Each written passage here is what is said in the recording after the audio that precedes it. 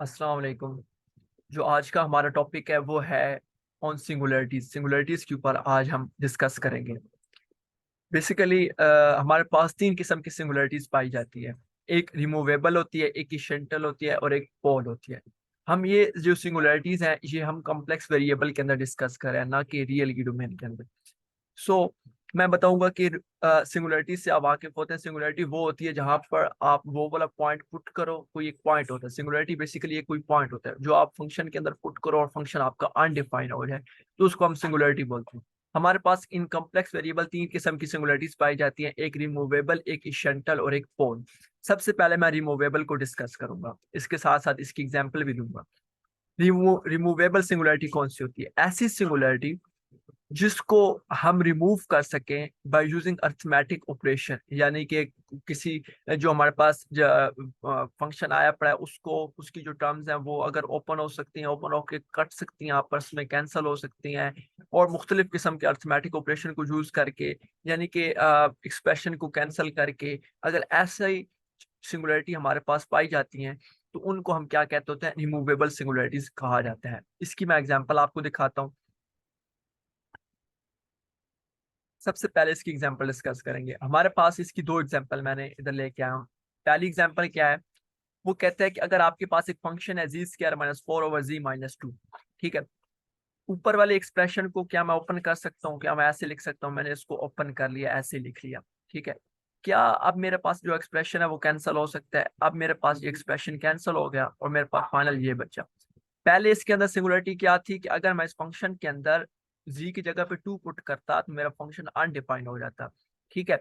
लेकिन मैंने इसके ऊपर अरिथमेटिक ऑपरेशन को यूज करके जब मैंने इसको मजीद इसको सिंप्लीफाइड फॉर्म में लिखा तो मेरे पास और मजीद सिंप्लीफाइड फॉर्म में आ गया। तो ये जो नीचे जी माइनस टू था ये खत्म हो गया, सिंगुलरिटी रिमूव हो गई, ठीक है। और देन फाइनल एक्सप्रेशन ये आ गया। तो इस केस के अंदर हम कहेंगे कि जो जी इज इक्वल टू टू था ना, कि अगर इधर टू पुट करते तो इधर फंक्शन अनडिफाइंड हो जाता है, इधर सिंगुलरिटी थी, तो उस सिंगुलरिटी को हम क्या नाम देंगे? रिमूवेबल सिंगुलरिटी, क्योंकि ये कैंसल आउट से खत्म हो गई। ठीक हो गया। अब एक और मैं एग्जांपल लेके आया हूँ। अब ये देखो, हमारे पास फंक्शन है साइन जी ओवर जी। अगर मैं इसके ऊपर लिमिट, अब देखो जी की जगह पे अगर मैं जीरो पुट करूं तो मेरे पास जो फंक्शन है ये अनडिफाइन हो जाएगा, ठीक है। अगर मैं इसके ऊपर लिमिट अप्रोच कराऊं, g approaches to g not, then according to, मैं अगर रेफरेंस दूं सैंडविच थ्योरम का, सैंडविच थ्योरम ये इसी तरह ही होता है ना, limit g approaches g not sine g और जी हो तो वो इक्वल टू वन होता है, ठीक है। तो इसका आंसर हम इक्वल टू वन लिख दे लिया। यानी कि लिमिट को अप्लाई करने के बाद अगर हमारे पास एक डेफिनेट आंसर आ जाए, ठीक है। बेशक पहले इसके अंदर सिंगुलरिटी पाई जा रही है, लेकिन आपने लिमिट अप्लाई की, लिमिट अप्लाई करने के बाद एक डेफिनेट आंसर आ रहा है, then we can say that that singularity is called singular removable singularity. तो इस केस के अंदर जो जी इक्वल टू जीरो था, अगर जी इक्वल टू जीरो पुट करते तो फंक्शन अनडिफाइन हो जाता, वो उस सिंगुलरिटी को हम क्या कहेंगे? रिमूवेबल सिंगुलरिटी थी। क्यों? क्योंकि लिमिट को अप्रोच करने के बाद हमारे पास फंक्शन का आंसर क्या आ गया? डेफिनेट आंसर आ गया अकॉर्डिंग टू सैंडविच थ्योरम, ठीक है। अब हम चलते हैं नेक्स्ट सिंगुलरिटी की तरफ। नेक्स्ट सिंगुलरिटी हमारे पास क्या है? इसेंशियल सिंगुलरिटी है। इसेंशियल सिंगुलरिटी क्या कहती है? इसेंशियल सिंगुलरिटी ये कहती है कि अगर आपके पास एक लॉरेंट सीरीज है, लॉरेंट सीरीज से आप वाकिफ होंगे, मैंने पिछले वीडियोस के अंदर बताया भी है कि हमारे पास दो किस्म की सीरीज पाई जाती है, एक टेलर सीरीज और एक लॉरेंट सीरीज। लॉरेंट सीरीज क्या होती है? जिसके अंदर टेलर पार्ट भी पाया जाता है और नॉन टेलर पार्ट भी पाया जाता है, यानी कि ये एक जनरलाइज लॉरेंट सीरीज क्या है? जनरलाइज सीरीज है टेलर की, कि इसके अंदर दो किस्म की चीजें पाई जाती हैं, टेलर सीरीज वाला पार्ट भी पाया जाता है और नॉन टेलर वाला पार्ट भी पाया जाता है, ठीक है। जो नॉन टेलर वाला पार्ट होता है उसको हम क्या कहते हैं? प्रिंसिपल पार्ट कहते हैं। नॉन टेलर वाला पार्ट को कैसे पहचाना जाता है? कि जिसके अंदर हमारे पास जो पावर्स आ रही हो, पावर्स वो डिनोमिनेटर्स के अंदर आ रही हो, तो उसको हम क्या कहते हैं? नॉन टेलर पार्ट, और उसको प्रिंसिपल पार्ट कहते हैं, ठीक है। अब मैं नीचे आपको दिखाऊंगा भी सही।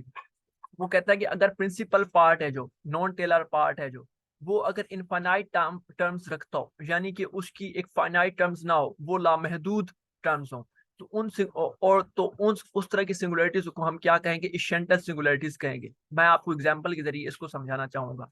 अगर हम इस फंक्शन को ले लें, ई वन ओवर जी ले लें, अब g is equal to zero put करूं तो ये फंक्शन अनडिफाइन हो जाएगा, ठीक है। देखो वन ओवर जी की जगह पे जीरो पुट करूं तो ये भी टर्म अनडिफाइन हो जाएगी, ये भी टर्म अनडिफाइन हो जाएगी, ये भी टर्म अनडिफाइन हो जाएगी, इस तरह ये अनडिफाइन होता चला जाएगा, ठीक है। अगर जी इक्वल टू जीरो पुट करूं तो ये बेसिकली हमारे जी इक्वल टू जीरो पे इस फंक्शन के अंदर सिंगुलरिटी पाई जाती है। अब हमने ये जानना है कि आया ये सिंगुलरिटी एसेंशियल सिंगुलरिटी है कि नहीं है। इसकी पहचान ये है कि अगर इस फंक्शन को आप ओपन करो, आपने इसका फंक्शन को ओपन किया, ठीक है, इस फंक्शन की सीरीज को आपने एक्सपेंड किया, ठीक है, 1 + 1/z ये आ गई।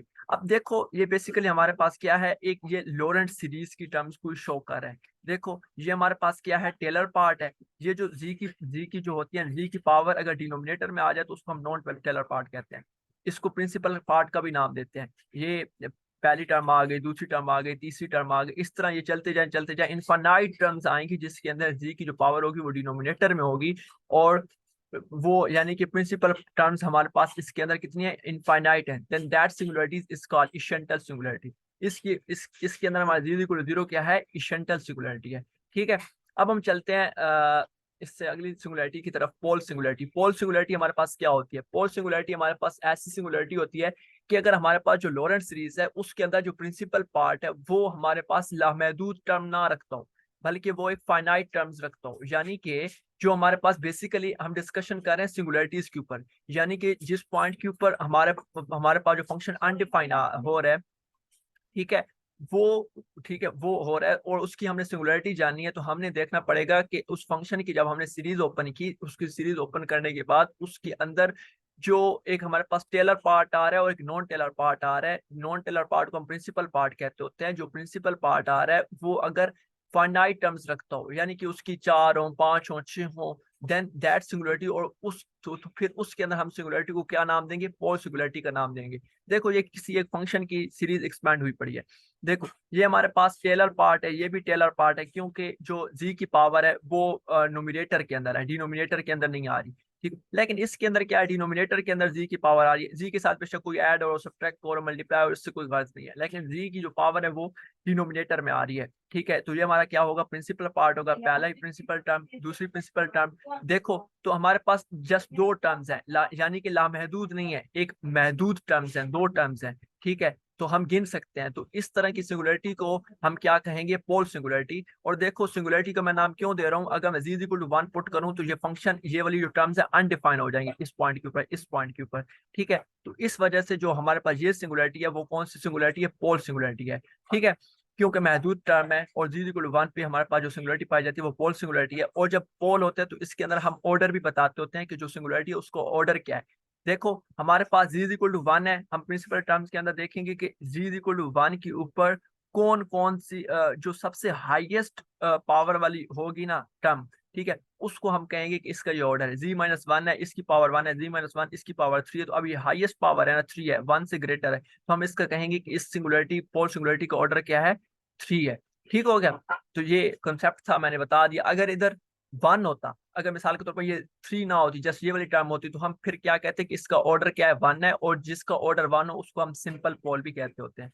आई होप सो कि आपको मेरी लेक्चर से समझ आ गई होगी सिंगुलरिटीज का। अगर किसी को भी कहीं पे कंफ्यूजन हो, आप कमेंट बॉक्स में मेंशन कर सकते हैं, इंशाल्लाह मैं कोशिश करूंगा कि मैं आपको रिप्लाई कर सकूं। थैंक यू आपके टाइम के लिए, और अगर आपको मेरी वीडियो पसंद आए तो प्लीज़ लाइक एंड सब्सक्राइब कर दीजिएगा।